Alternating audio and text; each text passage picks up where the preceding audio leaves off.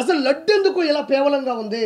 ఇది గుజరాత్లో ఉండేటువంటి ఒక ఫుడ్ టెస్టింగ్ ల్యాబ్ ఇచ్చినటువంటి పూర్తి నివేదిక ఇది. మనం బాధపడాల్సిన సందర్భం. ఇక్కడ అన్ని రకాల మతస్థులు ఉండొచ్చు, ఎవరిని బాధ పెట్టాలి భయపెట్టాలని కాదు. కింద కాటన్ సీడ్, ఫిష్ ఆయిల్, చేపలకు సంబంధించినటువంటి కొవ్వు పదార్థంలో ఉండేటువంటి ఆయిల్ వాడారు. దాని తర్వాత coconut and palm kernel fat and palm oil and beef tallow, లడ్డూలో జంతు కొవ్వు కలిపారా లేదా అన్నది శాంపుల్స్ ఇస్తే ల్యాబ్ టెస్ట్లో బయటపడింది. దీన్ని ఎందుకు ఇప్పుడు బలంగా నమ్ముతున్నారంటే ల్యాబ్ టెస్ట్ని ఒకటి నమ్మాలా, ఆంధ్రప్రదేశో తెలంగాణలో ల్యాబ్ టెస్టులు అంటే ఏదో రాజకీయం జరిగింది అనుకోవచ్చు. మన రాష్ట్రం కాదు ఇది. గుజరాత్లో ఉండే ఫుడ్కు సంబంధించినటువంటి ఒక యూనివర్సిటీకి సంబంధించినటువంటి ఒక అతిపెద్ద ల్యాబులో, మన ఇండియాలోనే బెస్ట్ ల్యాబ్లో ఈ లడ్డూని తీసుకెళ్ళి, అంటే ఇప్పుడు కూడా కొనసాగుతున్నాయి కదా.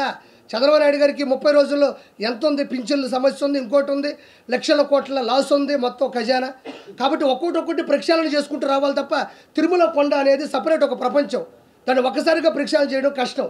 అలాంటి విధానాల్లో రీసెంట్గా జూలై 17 తారీఖు ఆ దరిదాపుల్లో అసలు లడ్డు ఎందుకు ఇలా పేవలంగా ఉంది, లడ్డు ఎందుకు ఇంత విడిపోతుంది, లడ్డు ఎందుకు బ్లాస్ట్ అయిపోయింది, లడ్డు అట్టు పెడితే పేలిపోయేది.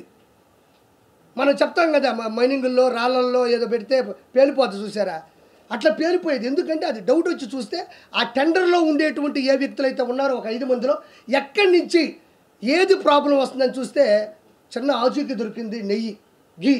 ఇది కర్ణాటక ప్రభుత్వం నుంచి వస్తుందని చెప్పి చెక్ చేస్తే అది దాన్ని ఎవరికీ చెప్పకుండా గుజరాత్ పంపిస్తే వారం 10 రోజుల్లో టెస్ట్ వస్తే దారుణమైన పరిస్థితి ఏంటంటే మనం బాధపడాల్సిన సందర్భం. ఇక్కడ అన్ని రకాల మతస్థులు ఉండొచ్చు, ఎవరిని బాధ పెట్టాలి భయపెట్టాలని కాదు.